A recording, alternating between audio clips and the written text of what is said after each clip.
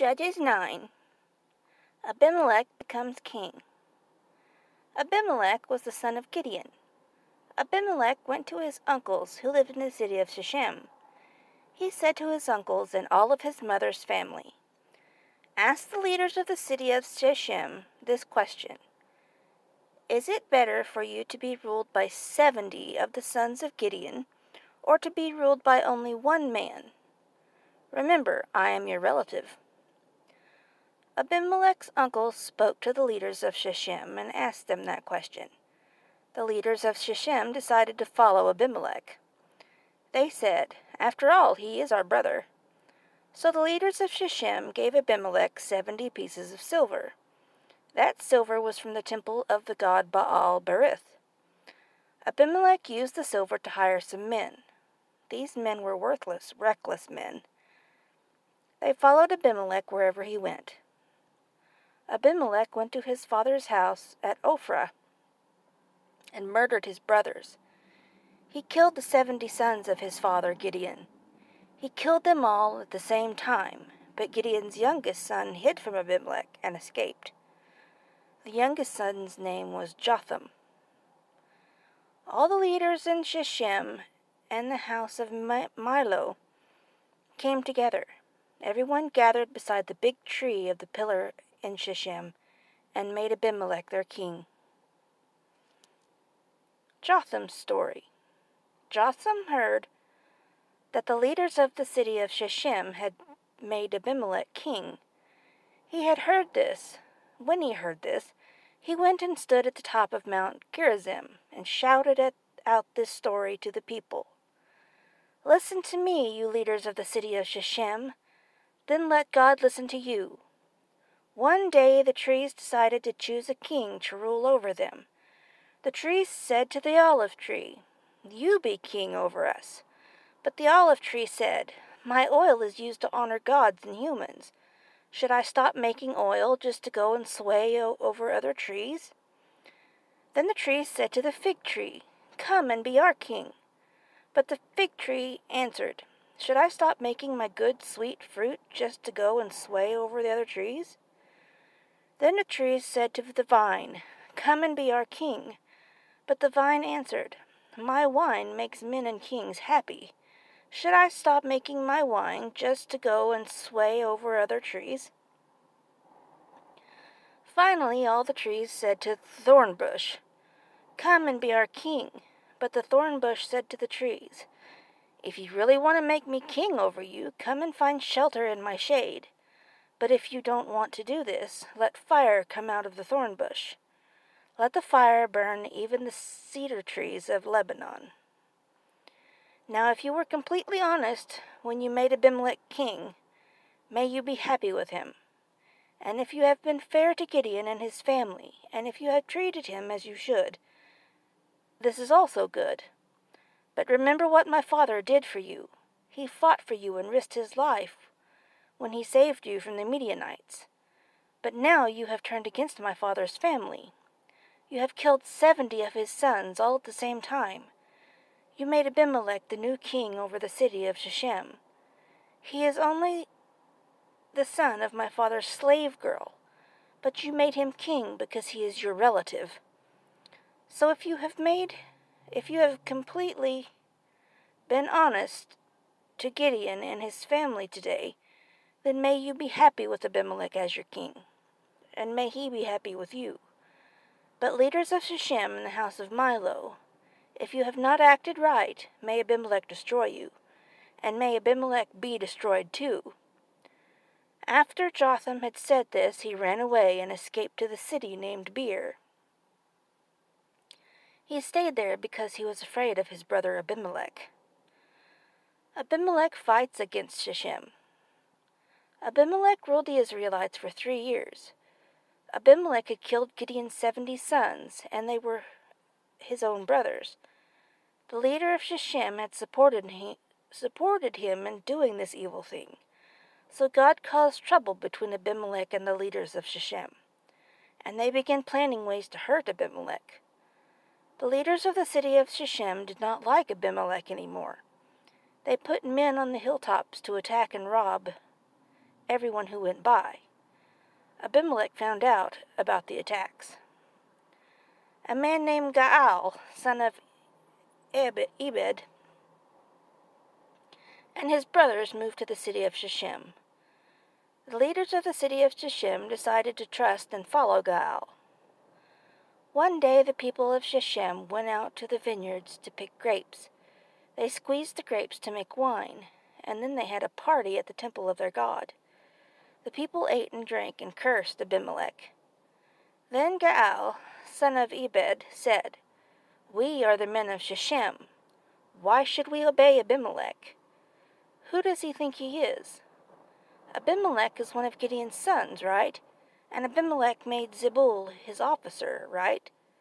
When we should not obey Abimelech, we should follow our own people, men from Hamor." Hamor was the father of Shechem.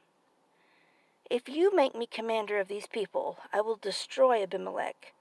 I will say to him, 'Get your army ready and come out to battle.'" Zebul was the governor of the city of Shechem. Zebul heard what Gaal, son of Ebed, said, and he became very angry. Zebul sent messengers to Abimelech in the city of Arumah. This message said, "Gaal, son of Ebed, and Gaal's brothers have come to the city of Shechem. They are making trouble for you. Gaal is turning the whole city against you. So now you and your men should come tonight and hide in the fields outside the city. When the sun comes up in the morning, attack the city. Gaal and his men will come out of the city to fight you. When they come out to fight, do what you can to them." So Abimelech and all his soldiers got up during the night and went to the city. The soldiers separated into 4 groups. They hid near the city of Shechem. Gaal, son of Ebed, went out and was standing at the entrance of the gate of the city of Shechem. While Gaal was standing there, Abimelech and his soldiers came out of their hiding places. When Gaal saw the soldiers, he said to Zebul, "Look, there are people coming down from the mountains." But Zebul said, "You are only seeing the shadows of the mountains. The shadows just look like people." But again Gaal said, "Look, there are some people coming down from the place over there by the land's navel. And there, I saw someone's head over by Magician's Tree." Zebul said to Gaal, "Why aren't you bragging now? You said, 'Who is Abimelech? Why should we obey him?' You made fun of these men. Now go out and fight them." So Gaal led the leaders of Shechem out to fight Abimelech. Abimelech and his men chased Gaal and his men. Gaal's men ran back toward the gate of the city of Shechem, but many were killed before they could get back to the gate. Then Abimelech returned to the city of Arumah. Zebul forced Gaal and his brothers to leave the city of Shechem. The next day the people of Shechem went out to the fields to work. Abimelech found out about it. So Abimelech separated his men into 3 groups. He wanted to attack the people of Shechem by surprise, so he hid his men in the fields. When he saw the people coming out of the city, he jumped up and attacked them. Abimelech and his group ran to the place near the gate of Shechem. The other 2 groups ran out to the people in the fields and killed them.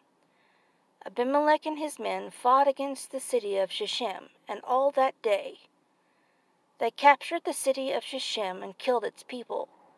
Then Abimelech tore down the city and threw salt over the ruins. There were some people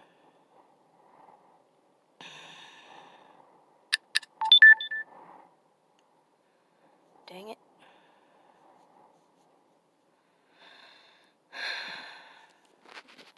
Find my place. Okay, sorry about that. There were some people who lived at the tower of Shechem.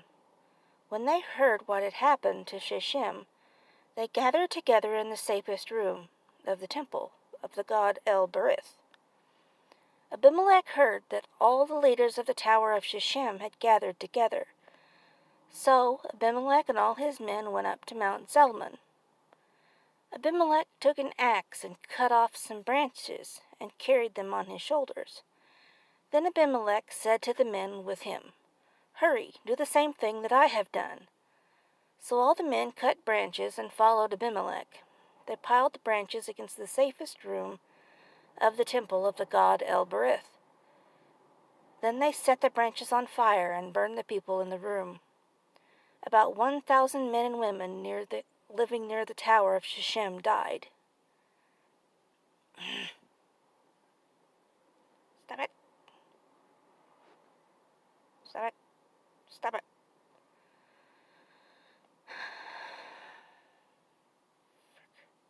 Oh, this stinking phone.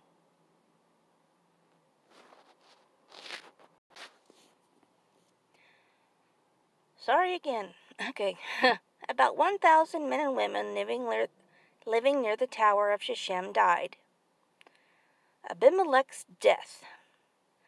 Then Abimelech and his men went to the city of Thebez and captured the city. But inside the city there was a strong tower. So all the leaders and other men and women of that city ran to the tower. When the people were inside the tower, they locked the door behind them. Then they climbed up to the roof of the tower. Abimelech and his men came to the tower to attack it. Abimelech went up to the room of the tower to burn it. But while Abimelech was standing at the door of the tower, a woman on the roof dropped a grinding stone on his head. The grinding stone crushed his skull. Abimelech quickly said to the servant who carries his weapons, "Take out your sword and kill me. I want you to kill me so that the people will not say a woman killed Abimelech." So the servant stabbed Abimelech with his sword, and he died. The Israelites saw that Abimelech was dead, so they all went back home.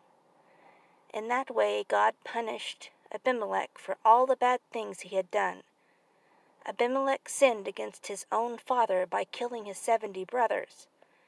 God also punished the men of the city of Shechem for the bad things they had done. So the things said by Jotham son of Gideon came true. Whew.